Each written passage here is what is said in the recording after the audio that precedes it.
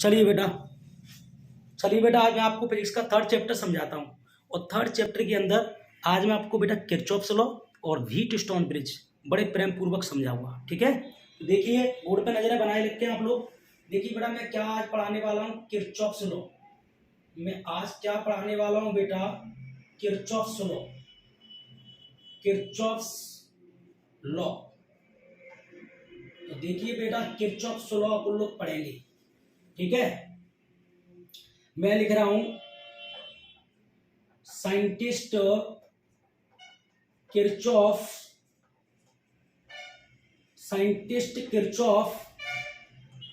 Propounded two law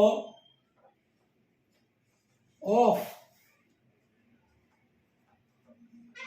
current distribution in a complicated electric circuit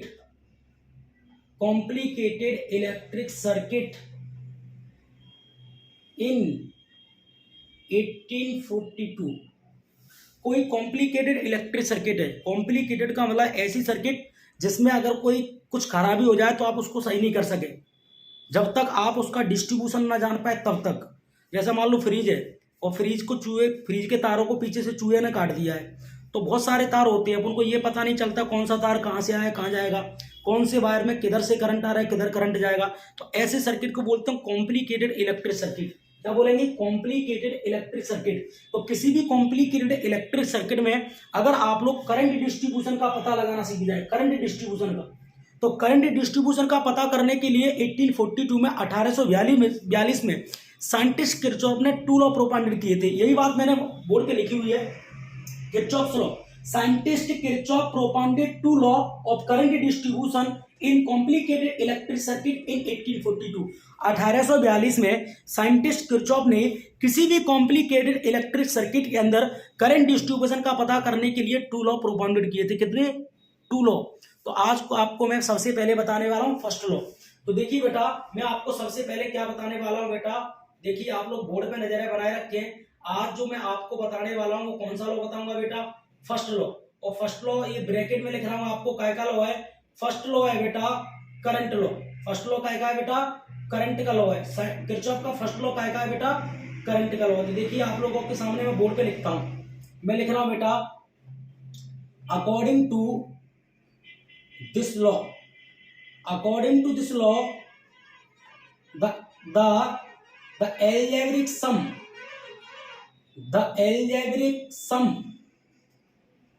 of all current the algebraic sum of all current meeting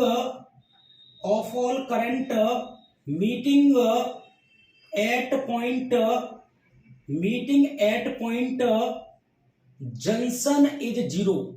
Meeting at point junction is zero.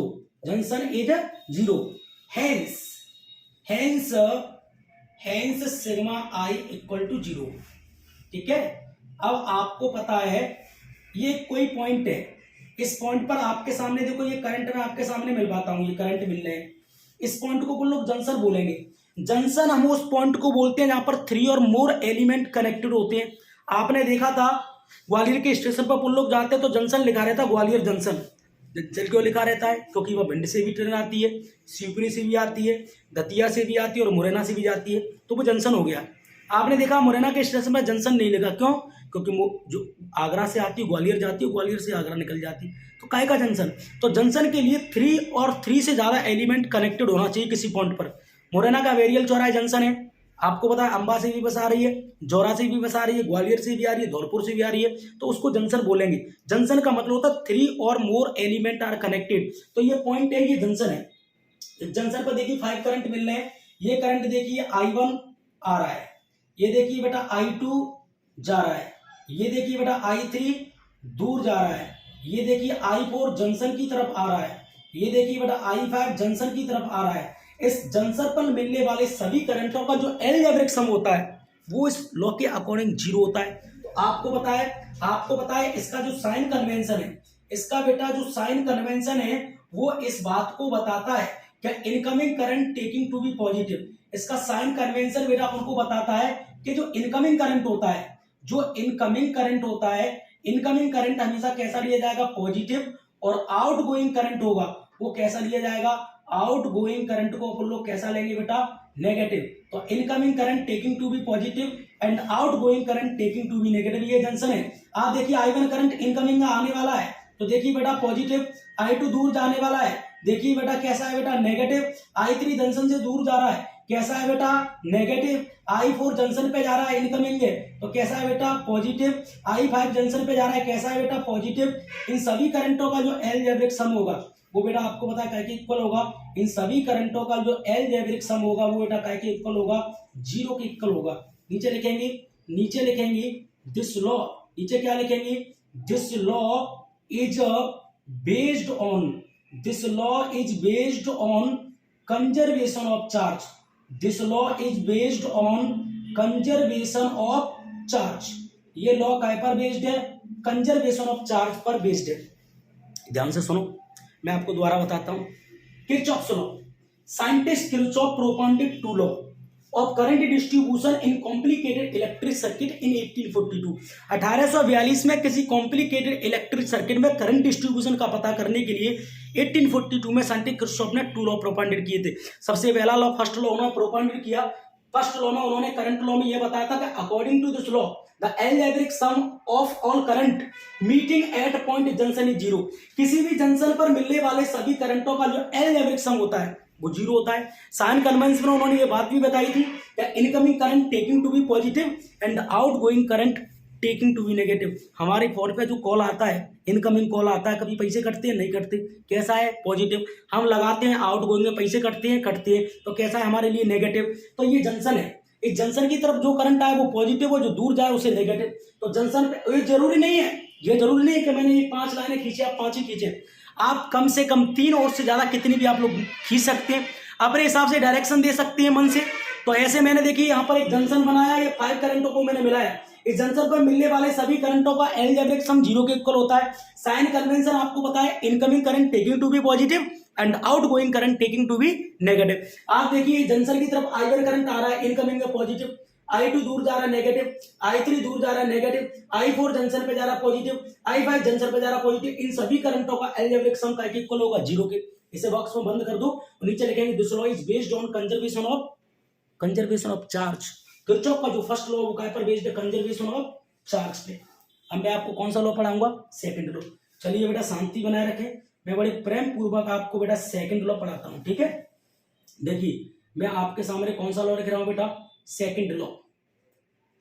Second law पता है second law काय का है, second law बेटा bracket में देखिए लिख रहा हूं वोल्टेज लॉ। सेकंड लॉ काय का बेटा, वोल्टेज का लॉ है। सेकंड लॉ काय का लॉ है बेटा, voltage law. Second law voltage law. अब इस लॉ को समझने के लिए सबसे पहले आपको फिगर बनाना आना चाहिए। तो देखो फिगर बना के दिखाता हूं। देखिए बेटा आप लोग बोर्ड पे नजर बना रखें, एक बैटरी लगाइए, ये रेजिस्टेंस लगा दिया, ये दूसरी बैटरी लगाइए, ये भी बेटा रेजिस्टेंस लगा दिया, ये देखिए बेटा अदर रेजिस्टेंस लगा दिया, इसको मैंने ऐसे कनेक्ट किया। देखो बुराई तो नहीं है, आप लोग भी कर सकते हैं कनेक्ट। ये देखो तो ध्यान से देखना बोर्ड पे, ये रेजिस्टेंस कितना है, कैपिटल R1, ये रेजिस्टेंस कितना है, कैपिटल R2, ये रेजिस्टेंस कितना है, कैपिटल R3। तीनों के तीनों रेजिस्टेंस कैसे कनेक्टेड है, पैरेलल में।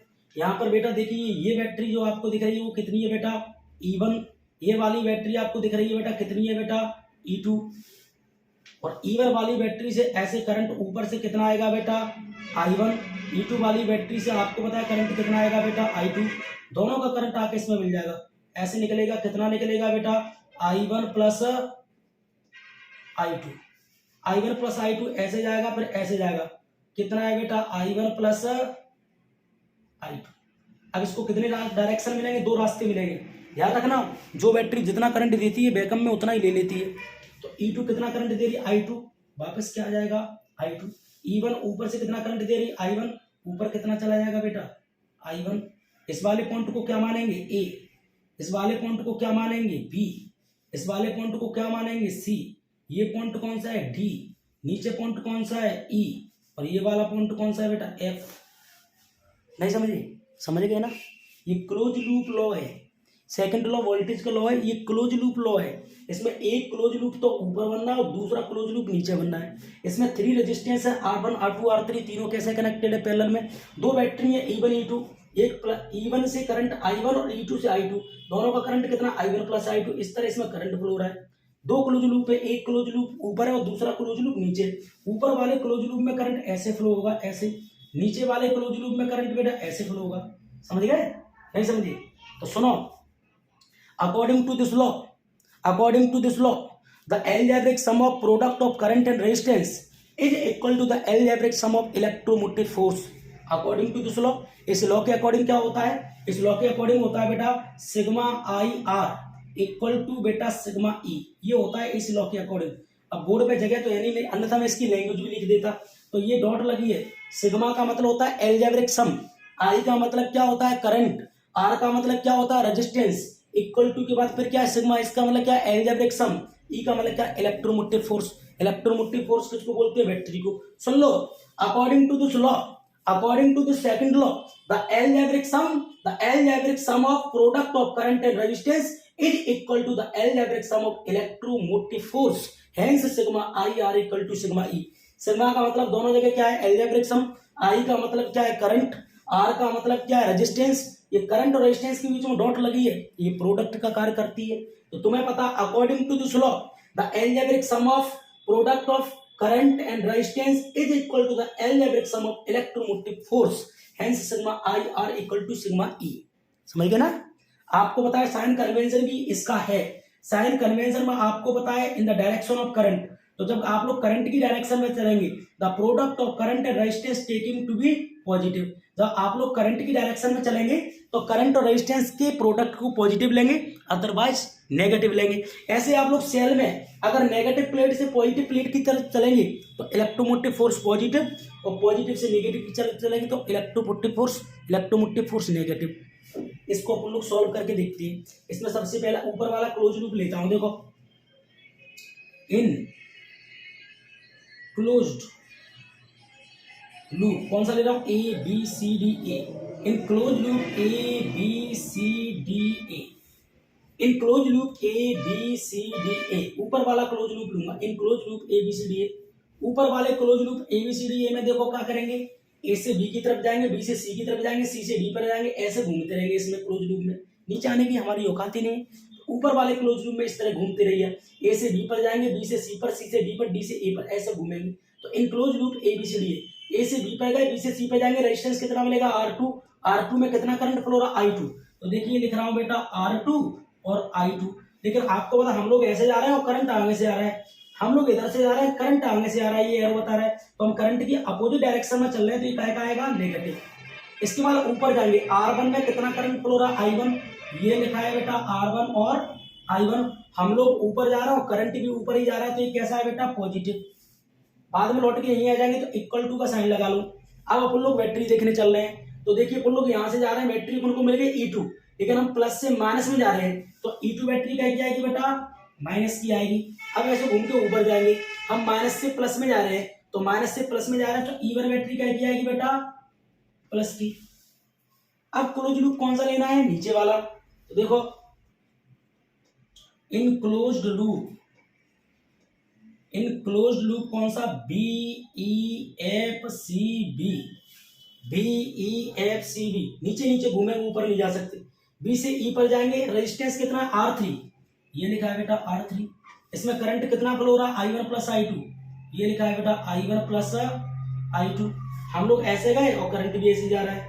अब बीच में आ जाएंगे लौट के, R2 में कितना करंट फ्लो होगा I2, तो आपको पता है R2 और I2। हम लोग ऐसे जा रहा है और करंट भी ऐसे जा रहा है, तो ये क्या आ गया प्लस का। अब लौट के यहीं आ गए, इक्वल टू का साइन लगाओ। चलो बैटरी देखो, बैटरी नहीं मिल रही, मिल गई। हम माइनस से प्लस में जा रहे हैं, तो E2 बैटरी क्या जाएगी प्लस की, जाएगी प्लस की। समझ गए ना। हाँ हम तो ऐसे ही समझाते हैं, बस आप लोग तो बोर्ड पे नजर बनाए रखा करो। तो तुम्हें दिखा नहीं क्या, नीचे कट रहा है क्या, नहीं कट रहा क्या, सही बताओ। अब तो दिख जाएगा।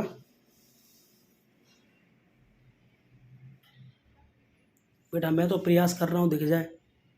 चलो ऊपर का भी नहीं कटेगा, नीचे का भी नहीं कट रहा। अब एक बार पूरा देख लो शुरू से, एक बार शुरू से पूरा देखो, और जहाँ अटको मुझे टोक देना, जहाँ अटके मुझे टोक देना, जहाँ अटको मुझे टोक देना। सुन लो किरचॉफ लॉ, किरचॉफ लॉ सुनो। Scientist Kirchhoff propounded two law of current distribution in complicated electric circuit in 1842। ये ईयर याद कर लो 1842। साइंटिस्ट किरचॉफ ने 1842 में किसी कॉम्प्लिकेटेड इलेक्ट्रिक सर्किट के अंदर करंट डिस्ट्रीब्यूशन का पता लगाने के लिए टू लॉ दिए थे। कितने लॉ प्रोपाउंडेड किए थे? Two law. सबसे पहला कौन सा लॉ है? फर्स्ट लॉ क्या है बेटा? Current law. कैसे लिखेंगे? According to this law the algebraic sum of all current meeting at point junction is zero. इस जंक्शन पर मिलने वाले सभी करंटों का जो अलजेब्रिक सम होता है वो जीरो होता है। Hence sigma I equal to zero. या सिग्मा आई का मतलब ये हो सकता है कि आई की कितनी भी वैल्यू हो सकती है, I1 I2 I3 I4 कितनी भी ले सकते हैं, लेकिन मिनिमम आई की कितनी वैल्यू होंगी? 3। उससे आप कितना भी ज्यादा ले सकते हैं। ठीक है, तो देखिए साइन कन्वेंशन में क्या बताया है? Incoming current taking to be positive and outgoing current taking to be negative. तो आप जंक्शन पे खड़े हैं, I1 करंट आ रहा है पॉजिटिव, I2 दूर जा रहा है नेगेटिव, I3 दूर जा रहा है नेगेटिव, I4 जंक्शन पे जा रहा है पॉजिटिव, I5 जंक्शन पे जा रहा है पॉजिटिव। सभी करंटों का जो अलजेब्रिक सम है वो क्या इक्वल है? जीरो की। नीचे लिखेंगे this law is based on conservation of charge. Kirchhoff का first law conservation of charge पर बेस्ड है। इसके बाद बेटा सेकंड लॉ क्या है बेटा? Voltage law. कैसे लिखेंगे? ये देखिए फिगर बनाया है, रेजिस्टेंस R1 R2 R3 तीनों रेजिस्टेंस कैसे कनेक्टेड है? पैरेलल में। ये बैटरी E1 और ये E2, E1 वाली बैटरी से करंट I1 और E2 वाली से I2, दोनों का करंट आके मिल गया, क्या हुआ? I1 plus I2। अब ऐसे जाएगा I1 प्लस I2, इसको दो रास्ते मिलेंगे, दोनों में बट जाएगा। यहाँ इधर आ जाएगा I2, ऊपर चला जाएगा I1। ये पॉइंट है A, ये B, ये C, D, E, F। 6 point denote किए हैं, A B C D E F। ए बेटा A B C D E F बच्चों वाली बात है बेटा, हंसते क्यों? आगे देखो, मैं कह रहा हूँ एक क्लोज लूप तो ऊपर है, क्लोज लूप मतलब गोल घेरा, और दूसरा क्लोज लूप नीचे।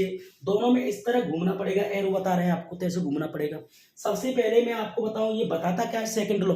According to second law of Kirchhoff, Kirchhoff के सेकंड लॉ के according the algebraic sum of product of current and resistance is equal to the algebraic sum of electromotive force, hence sigma I R equal to sigma E.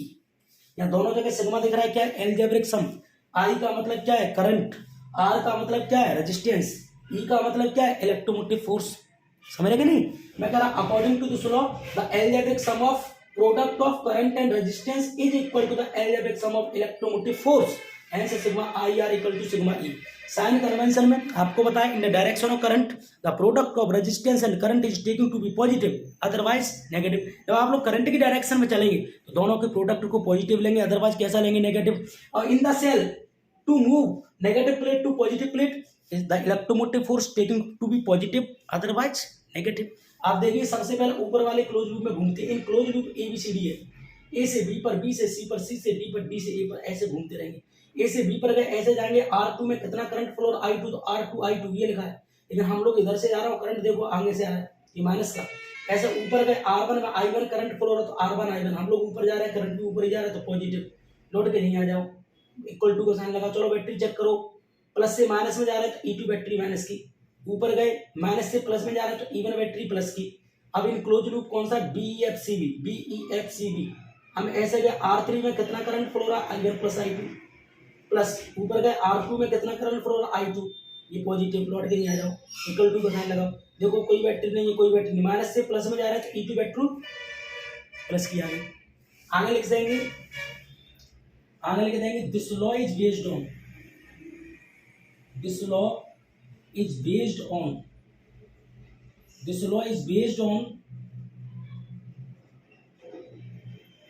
Conservation of energy. ये law का based है बेटा? Conservation of energy की based है। देख लो, ये Kirchhoff law है। Kirchhoff का first law conservation of charge और किरचॉफ का second law conservation of energy पर बेस्ड है। कई बार बोर्ड के एग्जाम इस बात को पूछा गया है। The first law of Kirchhoff is based on dot dot dot conservation of charge and the Kirchhoff second law is based on dot dot dot conservation of energy। Kirchhoff first law current law है और Kirchhoff second law voltage law है। Understand? अरे बेटा समझ गए ना? 20 minute लगी समझाने, कर लेना इसको है। चलो आगे चल रहा हूँ। चलो अब मैं आपको ले चलता हूँ आगे, ठीक है। देखिए अब मैं आपको आगे ले चलता हूँ।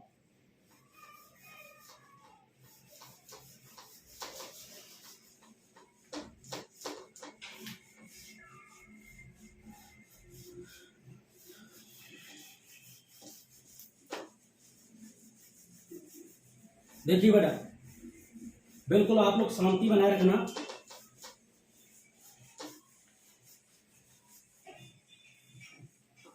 देखिए बेटा, अब मैं आपको पढ़ाऊंगा व्हीट स्टोन ब्रिज। तो देखिए यहाँ क्वेश्चन में लिख रहा हूं, आपको बताया आज मैं जो आपको पढ़ाने वाला हूं वो क्या पढ़ाऊंगा मैं, Wheatstone bridge. Wheatstone bridge, Wheatstone bridge क्या पढ़ेंगे बेटा, Wheatstone bridge. Wheatstone bridge अपन लोग पढ़ेंगे। तो ये व्हीट स्टोन ब्रिज को अपन लोग पढ़ने से पहले अपन को सबसे पहले अपन को व्हीट स्टोन ब्रिज का फिगर बनाना आना चाहिए, सिखाते हैं आपको। देखिए बेटा, व्हीट स्टोन ब्रिज का फिगर बनाने के लिए आपको देखिए एक पॉइंट डिनोट किया, ये दूसरा पॉइंट डिनोट किया, ये तीसरा पॉइंट डिनोट किया, ये चौथा पॉइंट डिनोट किया। कितने पॉइंट डिनोट किए, 4। इनको मिलाओ, 1। देखो इस तरह मिलाना तो पड़ेगा।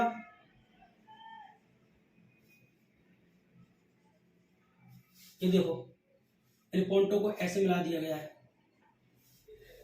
अब एक वायर ऐसे खींच लो नीचे ले जाओ, दूसरा वायर ऐसे खींच लो नीचे ले जाओ, इस वाले वायर में बैटरी ऐसे लगाओ और की लगाओ ऐसे, समझ गए। और आप लोग एक बार नीचे भी ले सकते हैं ऐसे, ये गैल्वेनोमीटर लग गया,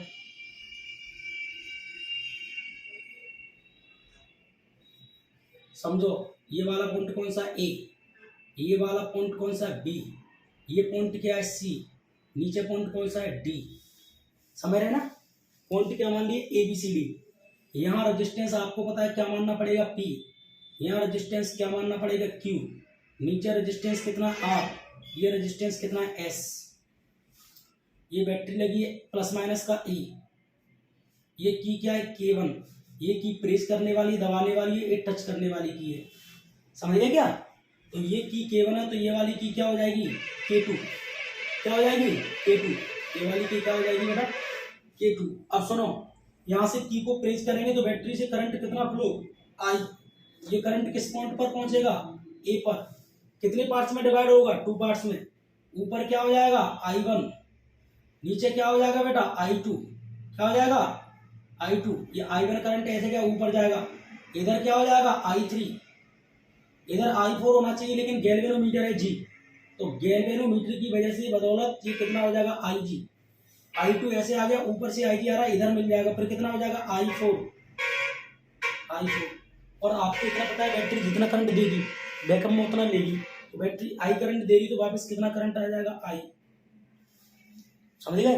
अब मैं व्हीट स्टोन ब्रिज का सबसे पहले आपको बताता हूँ प्रिंसिपल। सबसे पहले आप लोग क्या सीखेंगे, व्हीट स्टोन ब्रिज का प्रिंसिपल।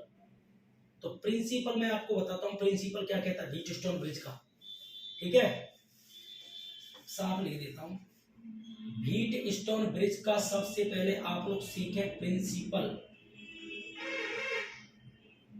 प्रिंसिपल पहले नंबर पे, तो व्हीट स्टोन ब्रिज का प्रिंसिपल ये कहता है बेटा क्या, in a balance condition, balance condition. तो आपको पता है व्हीट स्टोन ब्रिज बैलेंस में कब आएगा, जब बीच में से आप लोग गैल्वेनोमीटर को हटा देंगे, और गैल्वेनोमीटर को हटा देंगे तो अपर रेजिस्टेंस में फ्लो होने वाला करंट लोअर रेजिस्टेंस में फ्लो होने वाले करंट के इक्वल होगा। तो आपको पता है in a balance condition the ratio of upper resistance is equal to the ratio of lower resistance. मतलब बैलेंस कंडीशन में अपर रेजिस्टेंस का जो रेशियो होता है वो लोअर रेजिस्टेंस के रेशियो के क्या होता है, इक्वल होता है। Hence P upon Q equal to R upon S। Upper resistance क्या है, PQ, तो अपर रेजिस्टेंस PQ इनका रेशियो क्या बनेगा, P upon Q। Lower resistance क्या है, RS, इनका रेशियो क्या बनेगा, R अपॉन S। तो in a balance condition the ratio of upper resistance is equal to the ratio of lower resistance, hence P upon Q equal to R upon S। ये इसका principal है, इसी को आप लोग इसकी कंडीशन बोल सकते हैं। कैसे बोलेंगे, in a balance condition balance condition में क्या होगा, ये बीच में से गैल्वेनोमीटर आपको हटाना पड़ेगा। अब गैल्वेनोमीटर हटा दिया तो अपर रेजिस्टेंस का जो रेशो होगा वो लोअर रेजिस्टेंस के रेशो के क्या होगा, equal. In a balance condition the ratio of upper resistance is equal to the ratio of lower resistance, hence P upon Q equal to R upon S। Upper resistance कौन से, ऊपर वाले resistance PQ, इनका ratio क्या बनेगा P upon Q। नीचे के resistance कौन से हैं, लोअर RS, इनका रेशो क्या बनेगा R अपॉन S। तो in a balance condition the ratio of upper resistance is equal to the ratio of lower resistance, hence P upon Q equal to R upon S। इसके अगर मैं construction की बात करूं तो let four resistance P, Q, R and S connected four side on the square and galvanometer capital G and key K2 connected between point B and D and battery capital E and key K1 connected between point A and C। Construction में तो वही बोला जाता है जो board पे दिखता है। आपको दिख क्या रहा है, late four resistance P, Q, R and S connected four side on the square. आपको पता है ना स्क्वायर क्या होता है, जिसके आमने सामने की सभी साइडें इक्वल हो। देखिए ये इसको बोलते हैं स्क्वायर। तो let four resistance P, Q, R and S connected four side on the square and galvanometer capital G and key K2 connected between point B and D and battery capital E and key K1 connected between point A and C। कहो तो आगे चलो when key K1 and K2 is pressed, key K1 और K2 को press करेंगे, then the current I flowing by the battery and current I reaches a point A and divided into two parts I1 and I2 and current I1 reaches a point B and again divided two parts I3 and IG and current I2 reaches a point D and meeting current IG then obtained current I4। ये इसकी working है, नहीं समझे। Working में current जैसे जैसे divide होते जा रहे हैं, मैं बोलता जा रहा हूँ। When key K1 and K2 is pressed, then the current flowing I by the battery and current I reaches a point A and divided into two parts I1 and I2 and current I1 reaches a point B and again divided two parts I3 and IG and current I2 reaches a point D and meeting current IG then obtained current I4। हो तो आगे चलो, अब चल रहा हूँ आगे। अब देखो इसमें किरचॉफ का फर्स्ट लॉ अप्लाई करना पड़ेगा। कैसे करेंगे, देखो यहाँ लिख रहा हूँ मैं, अप्लाई किरचॉफ्स फर्स्ट लॉ। अभी आपको किरचॉफ का फर्स्ट लॉ पढ़ाया था, अप्लाई किरचॉफ फर्स्ट लॉ, ठीक है। तो किरचॉफ का फर्स्ट लॉ किस पॉइंट पे लगा रहा हूं, तो मैं आप यहां लिख रहा हूं apply Kirchhoff first law at point A, apply Kirchhoff first law at point B. इस वाले पॉइंट पे किरचॉफ का फर्स्ट लॉ लगा रहा हूं। आपको इतना पहले से पता है, किरचॉफ का फर्स्ट लॉ ये कहता है कि incoming current taking to be positive और outgoing current taking to be negative. तो बी पॉइंट पर मैं आपको दिखा रहा हूं, बी पॉइंट पर जो करंट आए वो पॉजिटिव हो, जो दूर जाए वो नेगेटिव। तो हम आप सभी लोग बी पॉइंट पर खड़े किरचॉफ का फर्स्ट लॉ अप्लाई कर रहे हैं। आप देखिए I1 करंट बी की तरफ जा रहा है, I1 बी की तरफ जा रहा है तो कैसा पॉजिटिव, IG दूर आ रहा है बी से तो कैसा होगा बेटा नेगेटिव, I3 दूर जा रहा है कैसा होगा बेटा नेगेटिव। इन सभी करंटों का एल्जेब्रिक सम का इक्वल होगा 0 के। आपको पता है the algebraic sum of all current meeting at point junction is 0। Junction पर मिलने वाले सभी करंटों का एल्जेब्रिक सम क्या होता है 0। I1 करंट बी की तरफ जा रहा है पॉजिटिव, IG I3 दोनों दूर आ रहे हैं तो नेगेटिव। इन सब का एल्जेब्रिक सम का इक्वल है 0 के। आपको पता है बैलेंस कंडीशन में लिख रहा हूं, इन बैलेंस कंडीशन, कौन सी कंडीशन, इन बैलेंस्ड कंडीशन। आपको पता है बैलेंस कंडीशन में IG की वैल्यू क्या होगी बेटा 0।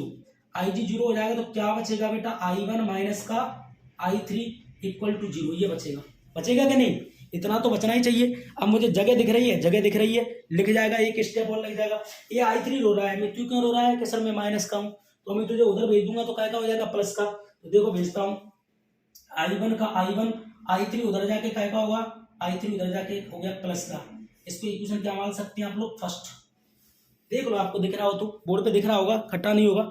चलो दिख रहा है आपको, दिख रहा है। अब मैं आपको किरचॉफ का सेकंड लॉ लगाता हूं, तो किरचॉफ का फर्स्ट लॉ ही लगाऊंगा। किरचॉफ का फर्स्ट लॉ भी कौन से पॉइंट पे लगा था, बी पर। अब लगाऊंगा एट पॉइंट डी पर। तो डी वाले पॉइंट पर किरचॉफ का फर्स्ट लॉ लगा रहा हूं। डी पॉइंट पर देखो I2 करंट आ रहा है, I2 आ रहा है तो पॉजिटिव, ऊपर से IG आ रहा है, ऊपर से IG आ रहा है तो पॉजिटिव, I4 दूर जा रहा है तो कैसा होगा बेटा, I4 दूर जा रहा है तो नेगेटिव। इन सबका सम का इक्वल होगा 0 के। I2 आ रहा है डी की तरफ पॉजिटिव, ऊपर से IG आ रहा है पॉजिटिव, I4 दूर जा रहा है नेगेटिव। आप देख रहे हैं इनवैलेंस कंडीशन, आप देख रहे हैं इनवैलेंस कंडीशन। आपको पता है वैलेंस कंडीशन में, वैलेंस कंडीशन में IG की वैल्यू क्या हो जाती है, 0। IG 0 हो जाएगा तो क्या बचेगा बेटा, I2 माइनस का I4 इक्वल टू 0। आप ये कह रहे हैं कि वैलेंस कंडीशन में IG 0 कैसे होता है। आपको इतना तो मैंने पहले बताया था कि वैलेंस कंडीशन में गैल्वेनोमीटर हट जाता है, और जब गैल्वेनोमीटर हट ही जाएगा तो IG करंट फ्लो ही नहीं होगा।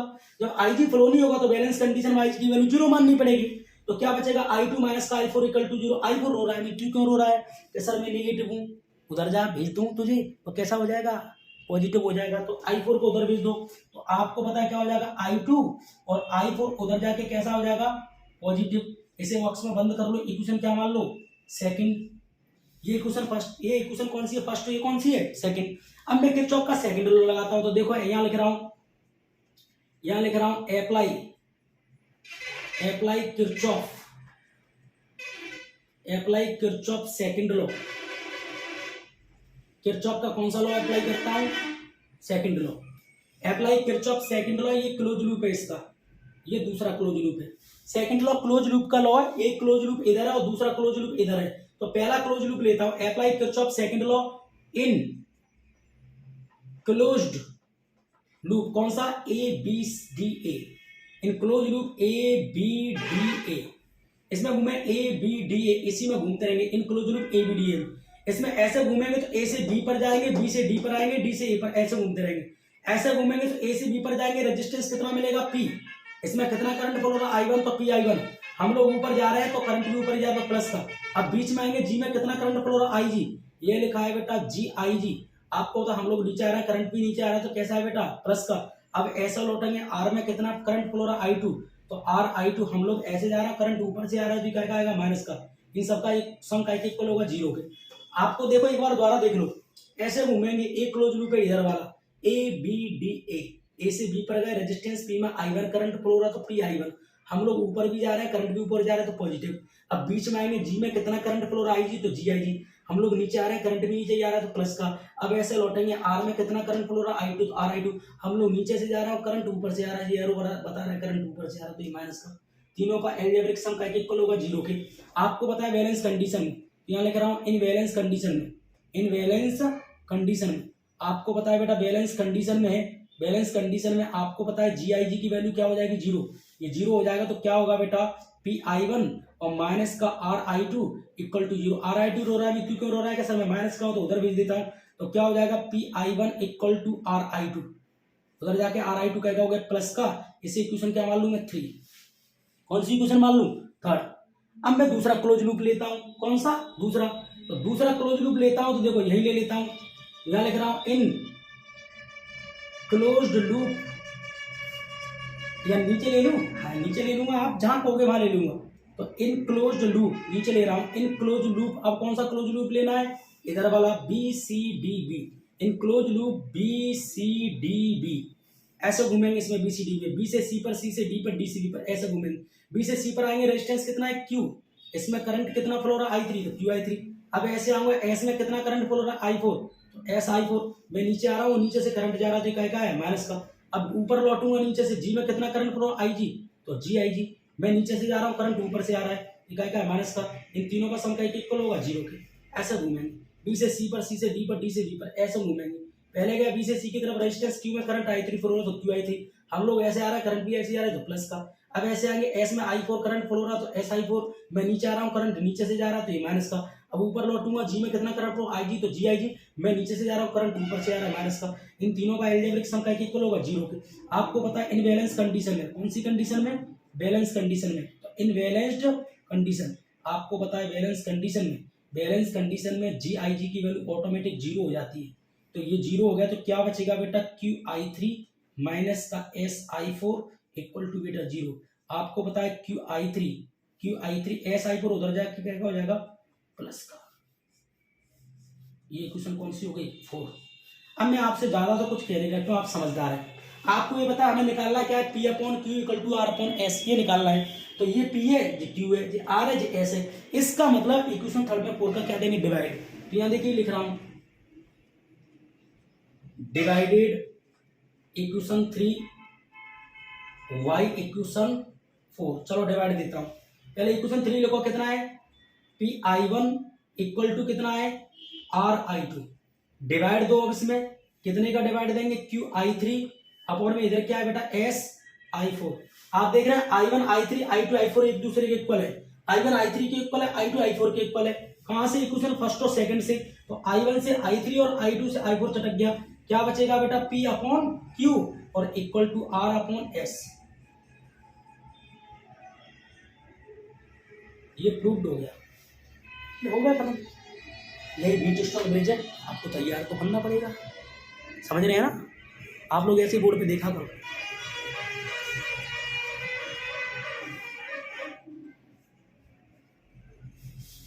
चलो एक क्वेश्चन आपको और बताता हूं, क्योंकि क्वेश्चन बहुत अच्छा है, बहुत अच्छा क्वेश्चन है, इसलिए मुझे बताना मजबूरी हो गया है। चलो चलो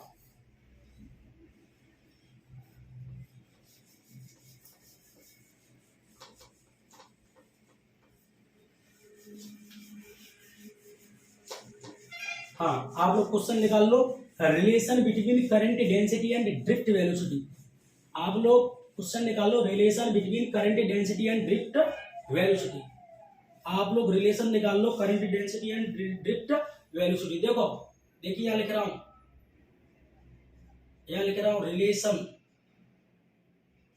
रिलेशन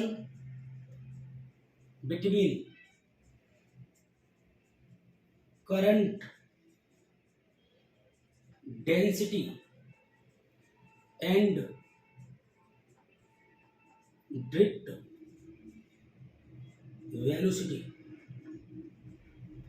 समझ गए, relation between current density and drift velocity. बहुत अच्छा क्वेश्चन है, बोर्ड के एग्जाम में आ रहा है, ध्यान रखना इस बात का। हाँ, तो relation between current density and drift velocity. आपके सामने मुझे सबसे पहले एक कंडक्टर लेना पड़ेगा। ये कंडक्टर है, इस कंडक्टर की आपको पता है लेंथ कितनी है एल, इसका एरिया क्रॉस सेक्शन कितना ए। इसके ऊपर देखो इलेक्ट्रॉन मूव कर रहे हैं, तो आपको पता है कंडक्टर में जो करंट फ्लो होता है वो फ्री इलेक्ट्रॉन्स द्वारा होता है। तो इलेक्ट्रॉन्स ऐसे जा रहे हैं, तो नंबर ऑफ इलेक्ट्रॉन्स कितना है एन, ड्रिफ्ट वेलोसिटी कितनी है वीडी। सुन लो ध्यान से। Let a current carrying conducting wire, आपको दिख भी रहा है conducting wire, its length small l, area cross section capital A and number of free electrons small N and drift velocity VD. Length कितनी है स्मॉल एल, एरिया कितना है A, number of electrons n, drift velocity कितनी है VD. दोबारा सुन लो। Let a current carrying conducting wire, its length small l, area of cross section capital A and number of free electrons small N and drift velocity VD. Drift velocity कितनी है VD. आगे देखो, आगे देखिए, देखिए the number of electrons, the number of electrons, the number of electrons, the number of electrons flowing in 1 second, 1 second में कितने electrons flow होंगे, the number of electrons flowing in 1 second. तो इस कंडक्टर से नंबर ऑफ इलेक्ट्रॉन्स कितने flow होंगे 1 second में, तो होगा बेटा N A B D. The number of electrons flowing in 1 second N A B D. तो देखिए यहां लिख रहा हूं मैं आगे, the number of electrons, the number of electrons flowing in t second, the number of electrons flowing in t second, तो कितना होगा n a b d t। Number of, ध्यान रखना ये कुछ चीजें ऐसी होती हैं जिनको ध्यान रखना पड़ता है। इस कंडक्टर पे नंबर ऑफ इलेक्ट्रॉन्स फ्लो हो रहे हैं, फ्री इलेक्ट्रॉन्स ऐसे ऐसे बह रहे हैं, फ्लो होते जा रहे हैं। तो the number of electrons flowing in 1 second N A B D, the number of electrons flowing in t second NAVDT। आपको पता है चार्ज का फॉर्मूला आप लोग बहुत पहले से जानते हैं, क्वांटाइजेशन ऑफ चार्ज आप लोग जानते हैं Q equal to, quantization of charge आपको पता है क्या होता है, Q equal to plus minus का NE, या N का मतलब क्या होता है नंबर, और ये नंबर की वैल्यू लिख रहा है तो Q का आप लोग क्या लिखेंगे Q, नंबर की वैल्यू ये कितनी है NAVDT, तो क्यू का क्यू, एन को हटाओ, एन की वैल्यू कितनी है, N A B D T, बगल में क्या आ जाएगा ई, क्या आ जाएगा ई। ये चार्ज क्यू की वैल्यू इसे बॉक्स में क्या कर लो 1। आपको पहले से पता है करंट का फॉर्मूला, करंट का फॉर्मूला क्या होता है, करंट आई इक्वल टू होता है बेटा Q upon T. Current I का क्या लिखेंगे, आई, क्यू को हटाओ, क्यू की वैल्यू कितनी है, एन ए भी डी टी ई, अपॉन में कितना है बेटा टी, ऊपर के टी से नीचे का टी चटक गया। तो तुम्हें पता है करंट का फॉर्मूला क्या आएगा, आई का, करंट आई का फॉर्मूला आएगा बेटा N A B D E, N A B D E, N A B D E. इसे बॉक्स में क्या करेंगे 1, इक्वेशन क्या मान लेंगे फर्स्ट। देखो अब नीचे लिख देता हूं इक्वेशन फर्स्ट, नीचे लिखूंगा equation first represented, equation first represented the relation between, equation first represented the relation between current and drift velocity, current and drift velocity, current and drift velocity. Equation first current I में और drift velocity VD में relation बताती है। Equation first represented the relation between current and drift velocity. इतना ही board के exam में 4 mark में, MP board में 2018 में पूछा गया था, 3 नंबर पर पूछा था 2018 में। इसको आगे बढ़ा सकते हैं, आगे बढ़ाएंगे तो आगे लिखेंगे अकॉर्डिंग टू ड्रिफ्ट वेलोसिटी। तो आपको, हाँ, अकॉर्डिंग टू करंट डेंसिटी, तो आपको करंट डेंसिटी का फॉर्मूला मैं आपको पहले कुछ क्लासों में पढ़ा चुका हूं। फर्स्ट लेक्चर में पढ़ाया करंट डेंसिटी का फॉर्मूला, लेक्चर नंबर 1 में। तो करंट डेंसिटी का फॉर्मूला आपको आता है, क्या आता है, current density J equal to I upon बेटा ए। जे का बेटा J, आई की वैल्यू कितनी है ये रखिए, कितनी है बेटा एन ए बी डी, और ई अपॉन में कितना है बेटा ए, ऊपर की ऐसी नीचे की ये चटक गई, तो जे की वैल्यू कितनी आ गई एन बी डी ई। इसे बॉक्स में क्या कर लेंगे 1, इक्वेशन क्या मान लेंगे सेकंड, नीचे लिखेंगे equation second represented the relation between current density and drift velocity. ये खत्म हो गया।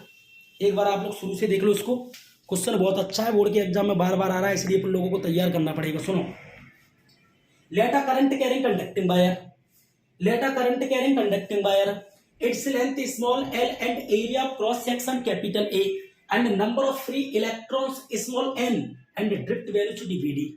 आगे देखो, the number of electrons flowing in 1 second, only 1 second में कितने इलेक्ट्रॉन्स फ्लो होंगे NeVd। The number of electrons flowing in t second, NeVd t। Charge का फॉर्मूला क्या होता है, Q equal to Ne, charge Q का बेटा Q, n को हटाओ, n की वैल्यू है NeVd t, बगल में क्या आ जाएगा E।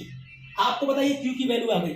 करंट का फॉर्मूला होता है I equal to Q upon T, current I का बेटा I, Q को हटाओ, Q की वैल्यू कितनी है NeVd t अपॉन में T, ऊपर के T से नीचे का T चटक गया, तो current I equal to NeVd E। इसे बॉक्स में बंद कर लो, इक्वेशन फर्स्ट मान लो। I क्या होता है करंट, Vd क्या होता है ड्रिफ्ट वेलोसिटी। तो equation first represented the relation between current and drift velocity. I current है और ये ड्रिफ्ट वेलोसिटी है। आगे देखो, according to current density, current density का formula J equal to I upon A होता है। J का बेटा J, I को हटाओ, I की वैल्यू NeVd E अपॉन में A, A से ये चटक गया, तो J इक्वल टू आ गया NeVd E। इसे बॉक्स में बंद कर लो, इक्वेशन सेकंड वालों। Equation second represented the relation between current density and drift velocity. खत्म हो गया, कर लेना। अब और कुछ पढ़ाऊंगा तो लेक्चर बड़ा हो जाएगा, फिर आप लोग वीडियो देखेंगे नहीं। आपको नेट ज़्यादा प्यारा है ना, तो समझदार है ना, इतना ही बहुत है। अब थर्ड चैप्टर में ले लूँगा, थर्ड चैप्टर में खत्म ही हो जाएगा चैप्टर। चलो तो फिर आप लोग अच्छे बच्चे हैं,